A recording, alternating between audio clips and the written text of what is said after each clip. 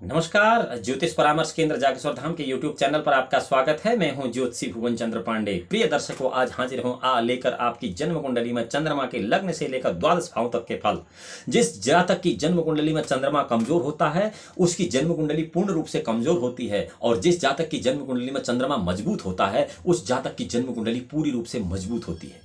यह कमजोर और मजबूत क्या है?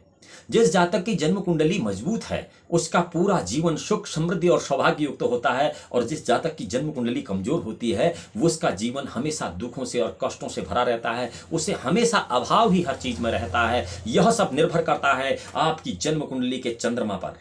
यदा कदा आपको कोई भी ज्योतिषी या विद्वान पंडित यह बता देते होंगे कि आपकी जन्म कुंडली में चंद्रमा अष्टम भाव में है इसलिए आप पर घोर कष्ट आ रहा है। यहां आपको डरने की जरूरत नहीं है, क्योंकि यहां पर आपको ज्योतिष का विशुद्ध ज्ञान या विशुद्ध वो सूत्र बताया जाएगा जिससे आप यह अनुमान लगा सकते हैं कि जन्म कुंडली में चंद्रमा मजबूत है या जन्म कुंडली में चंद्रमा कमजोर है।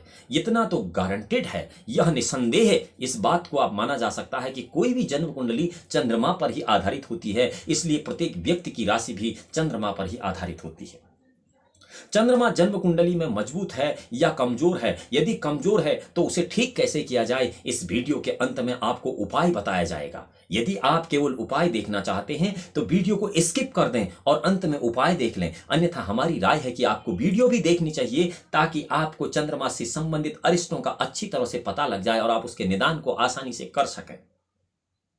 हाँ, यदि आप इस चैनल पर नए हैं तो ज्योतिष परामर्श केंद्र जागेश्वर धाम के YouTube चैनल को लाइक सब्सक्राइब कर सकते हैं, बेल आइकन का बटन दबा सकते हैं, केवल इसलिए कि सोशल मीडिया प्लेटफॉर्म पर आपको ज्योतिष की जिज्ञासा से संबंधित नई नई जानकारी तत्काल प्रभाव से प्राप्त हो सके। चंद्रमा के बारे में कहा गया है कि तिथिरेक गुणा प्रोक्तं नक्षत्रं तु चतुर्गुणं वारस्य अष्टागुणौ प्रोक्तं करणं षोडशान्वितं द्वात्रं सद्गुण योगस्तारा सचि समन्वितः प्रोक्तः सद्गुण चंद्र तस्मात् चंद्र बलाबलम्। अर्थात आपकी जन्म कुंडली में यदि चंद्रमा मजबूत है तो आपको कोई दूसरा ग्रह कमजोर नहीं कर सकता है, परंतु यदि आपकी जन्म कुंडली में चंद्रमा कमजोर है तो अन्य शुभ ग्रह या अन्य उच्च के ग्रह भी आपको वो सटीक फल नहीं दे सकते हैं। प्रिय दर्शकों, इस कलयुग के प्रथम चरण में सबसे जबरदस्त ज्योतिष के जो विद्वान थे, संस्कृत व्याकरण के वांग्मय, संस्कृत का जिसमें शार्दूल विकृतम और शालिनी जैसे छंदों का उपयोग करके जिन्होंने ज्योतिष को बहुत सुंदर और सरल बनाने की कोशिश की थी, आचार्य वारामिहिर की एक शालिनी में आपको आज सुनाता। किरण पूर्णता ही यथा यथा भवति शीतकरो अतिशुभता तथा तथा अथ तैव मयूख विहीनता हिमकरे अतितराम परिदुष्टतः। किरण पूर्णता ही यथा यथा भवति शीतकरो शुभता तथा तथा अथ तैव मयूख विहीनता हिमकरे अतितरांग परिदुष्टतः। हिमकर सूर्य को छोड़कर चंद्रमा जो है, चंद्रमा का एक पर्यायवाची है हिमकर। ये हिमकर करता क्या है चंद्रमा? इसके लिए एक शालिनी है कि जैसे जैसे चंद्रमा के अंश आपकी जन्म कुंडली में बढ़ते जाएंगे वैसे वैसे चंद्रमा आपकी जन्म कुंडली में शुभ होता जाएगा, और जैसे जैसे चंद्रमा के अंश कुंडली में क्षीण होते जाएंगे वैसे वैसे चंद्रमा कमजोर होता जाएगा। यह एक परिभाषित करने का तरीका है। इसको और सुस्पष्ट और अच्छे तरीके से मैं आपको बता देता हूं कि जन्म कुंडली में यदि आमतौर पर आप उन अंशों का आकलन करते हैं जो कि 0 से लेकर 30 अंश तक हैं, इसका अर्थ यह नहीं है कि चंद्रमा अगर किसी राशि में 0 से लेकर आगे की तरफ को बढ़ रहा है अंशों में तो आपके लिए शुभप्रद होगा, ऐसा नहीं है। शुक्ल पक्ष में चंद्रमा पूर्ण होता है और शुक्ल पक्ष की सप्तमी से लेकर कृष्ण पक्ष की षष्ठी तक चंद्रमा अच्छे फल देता है, और कृष्ण पक्ष की षष्ठी से शुक्ल पक्ष की षष्ठी तक चंद्रमा अशुभ फल देता है, क्योंकि इन दिनों चंद्रमा पूर्ण नहीं होता है। यह तो एक पाक्षिक बात है। दूसरा, इसी तरह चंद्रमा यदि कम अंशों का है, चंद्रमा पूरे जन्म कुंडली में सभी ग्रहों का अपवाद है, क्योंकि ज्योतिष में ग्रह 2 ही हैं, सूर्य और चंद्र। बाकी पंच तारा मंगल बुध गुरु शुक्र शनि और 2 छाया ग्रह, उनको हम पात भी कहते हैं, राहु केतु, परंतु कुल मिलाकर सबको हम नवग्रह कहते हैं। यद्यपि ग्रह 2 ही होते हैं, यह भी आपको बेसिक पता होना चाहिए, या नहीं है तो इसकी आप जानकारी ले सकते हैं। अब चंद्रमा जैसे जैसे अंशों में बड़ा रहेगा, अर्थात जिस जातक की कुंडली में चंद्रमा 28 अंश का होगा वह जातक सुखी जातक कहा जा सकता है। जिस जातक की जन्म कुंडली में चंद्रमा 20 अंश का होगा वह उससे अल्प सुखी। लेकिन जितने कम अंशों का चंद्रमा आपकी जन्म कुंडली में होगा, उतनी ही कमजोर जन्म कुंडली आपकी मान जाएगी ज्योतिष के नैसर्गिक सिद्धांत के अनुसार। अब आपको बताते हैं लग्न से लेके पंचम भाव तक चंद्रमा के क्या फल होते हैं। स्वासारी बाधा बहुधांतराणां तथा विवेका नयनानेषु द्रव्यागमांच कृतस्त्वहिरा गतशीतकरं करोति। यदि चंद्रमा लग्न में है तो श्वास का रोग कराते हैं, शत्रु बाधा कराते हैं, नेत्र विकार कराते हैं, मुख विकार कराते हैं, परंतु उस आदमी के पास धन की कोई कमी नहीं होती है, अत्यंत धनी होता है। और शारीरिक दुर्बलता भी लग्न का चंद्रमा करा देता है। शारीरिक दुर्बलता की परिभाषा दुबला पतला होने से नहीं है। शारीरिक दुर्बलता की परिभाषा शारीरिक सक्षमता से लेकर है। यह आपको बहुत अच्छे तरीके से समझना चाहिए। पहले भी कहा है कि संस्कृत में एक शब्द के 10 शुद्ध अर्थ होते हैं, क्योंकि संस्कृत व्याकरण जो है वेदों में वांग्मय कहा गया है। तो यदि चंद्रमा लग्न में हो तो श्वास का रोग कराता है, शत्रु बाधा कराता है, नेत्र विकार कराता है, मुख के रोग कराता है, परंतु अत्यंत धनवान बना देता है और शारीरिक दुर्बलता भी करा देता है। लेकिन इन सभी विषयों को छोड़कर यदि बहुत सारा पैसा किसी के पास है तो आज के समय में वो आदमी अपने आप को सुखी मानता है। यह उनका मानना है और यह मानना या न मानना उन पर निर्भर करता है। इसके लिए हम कुछ नहीं कह सकते हैं।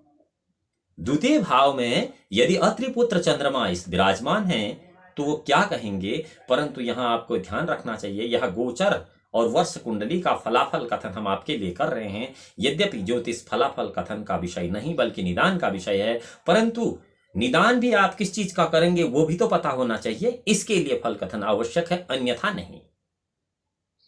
स्वजने गौरवता विमलानी प्रतिदिनं शित वस्तु समागतम धनगतं गुरुते धन संचयं हिमकरेणं करोति रिपुदयम्।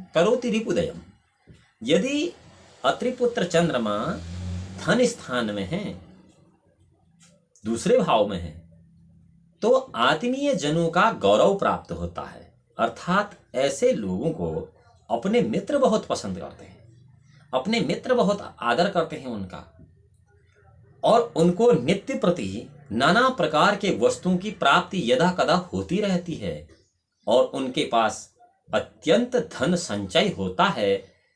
लगभग समाज में ऐसे लोगों को आम आदमी बड़ा कंजूस है इस तरह से भी संबोधित कर देते हैं, और ऐसे लोगों के शत्रु भी बिल्कुल खत्म हो जाते हैं। अर्थात धन भाव में चंद्रमा के होने से किसी भी जातक की जन्म कुंडली में यदि धन भाव में चंद्रमा है तो उसके शत्रु कोई नहीं होते हैं, शत्रु होते ही नहीं है।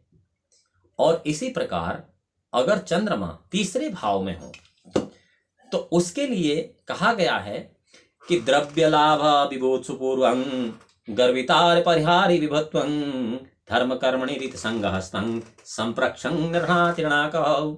यदि चंद्रमा तीसरे भाव में है जन्म कुंडली के तो सहज स्थान इसको कहते हैं। इसमें नाना प्रकार के अर्थ का लाभ होता है और नाना प्रकार के उत्सव नित्य प्रति या प्रतिमाह होते रहते हैं, और ऐसा जातक गर्वित होता है।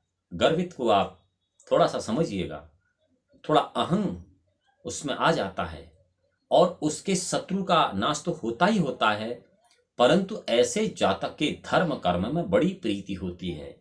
ऐसा व्यक्ति बहुत ज्यादा धार्मिक होता है। अब आते हैं चौथे भाव में चंद्रमा के लिए। चौथे भाव में चंद्रमा को शुभ माना जाता है। चौथे भाव के लिए चंद्रमा को ज्योतिष में कारक ग्रह माना जाता है, परंतु क्या चंद्रमा चौथे भाव में ऐसा फल देते हैं? तुरग यवति सौख्यं गो महिष्यादितो वा निज जन धन लाभं क्षेत्र पुत्रोत्र अर्चितं च जनियति मनुजानानुमानंदपुरम हरिण किरण माली भूतल स्थानशाली।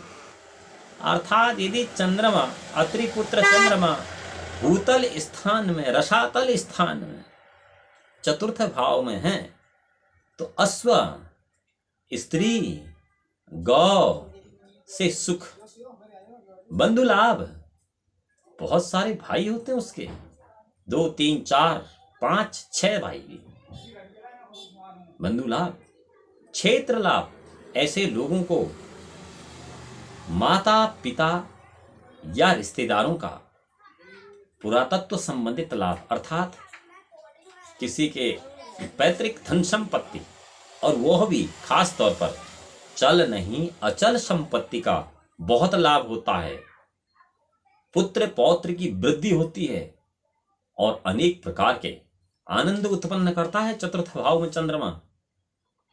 चतुर्थ भाव में चंद्रमा यदि है तो आपकी जन्म कुंडली के अन्य ग्रह भी अरिष्ट फल देने से हिचकिचाते हैं। ऐसी स्थिति में शनि और राहु के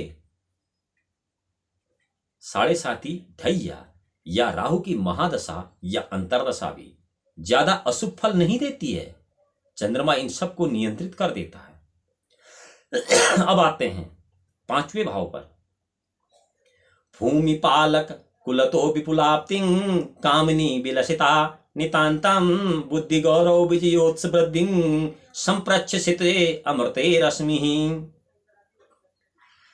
यदि 5वें भाव में चंद्रमा है किसी भी जन्म कुंडली में, हम 5वीं राशि की बात नहीं कर रहे हैं, नहीं सिंह राशि की बात कर रहे हैं, 5वें भाव की बात चल रही है, और यह भी गोचर या वर्ष लग्न कुंडली की। उसके बाद भी यह तब जबकि जन्म कुंडली सही बनी हो। ऐसा नहीं किसी कंप्यूटर से प्रिंट करके ले आए और छठा चंद्रमा 5वें में है और 7वां चंद्रमा 3रे में है, तब यह फलाफल सही घटित नहीं होगा। तो गणितागणित अगर सही कुंडली बनी है तब की बात है। यदि सुत भाव 5म भाव में चंद्रमा स्थित है तो राजा द्वारा अच्छी धन प्राप्ति, ऐसे लोग राजकीय कार्य में संलग्न होते हैं। आम भाषा में कहते हैं हमारी सरकारी नौकरी लगेगी नहीं लगेगी।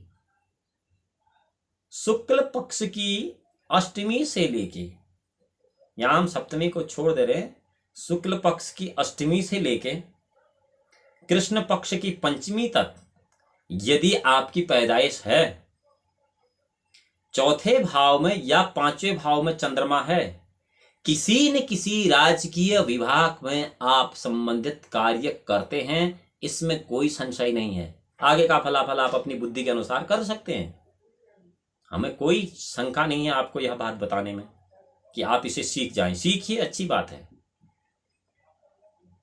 लेकिन ऐसा आपको बताया नहीं जाता है, क्योंकि अगर आपको ये सब बता देते हैं तो लोगों को लगता है फिर हम कमाएंगे क्या। सब अपने अपने खाते का खाते हैं, जिसका जितना खाता है वो उतना ही खाता है। इसलिए इस पर संशय नहीं करना चाहिए। धन प्राप्ति होती है, स्त्री विलास सुख होता है, ऐसे लोगों का गृहस्थ जीवन बड़ा उत्तम होता है, ऐसे लोगों की बुद्धि दिन प्रतिदिन बढ़ती रहती है। यही लोग बुद्धिजीवी कहलाते हैं, और ऐसे बुद्धिजीवी लोग ही नाना प्रकार के कलाकार, लेखक, व्यंग्यकार, हास्य कलाकार या फिर अत्यंत उच्च श्रेणी के राजकीय पदों पर कार्य करने वाले लोग होते हैं। इनके शत्रुओं की हमेशा पराजय होती है और उत्सव में इनकी उत्तरोत्तर वृद्धि होती रहती है। यह है जन्म कुंडली के 5वें भाव में चंद्रमा का शुभाशुभ फल। प्रिय दर्शकों, अगली वीडियो में आपको यह बताएंगे कि जन्म कुंडली के 6ठे भाव से लेकर 12 भाव तक क्या चंद्रमा अशुभ फल देता है, और यह भी बताएंगे कि लग्न से लेकर 12 भाव तक चंद्रमा के जो अशुभ फल हैं उनको शुभ फलों में परिवर्तित करने के लिए आपको क्या जप तप हवन यंत्र मंत्र रत्न धारण करना चाहिए, यह सब बताया जाएगा उस वीडियो में। जब तक कि आपकी हमसे पुनः मुलाकात न हो, भगवान भोलेनाथ आपका परम कल्याण करें। तब तक के लिए नमस्कार।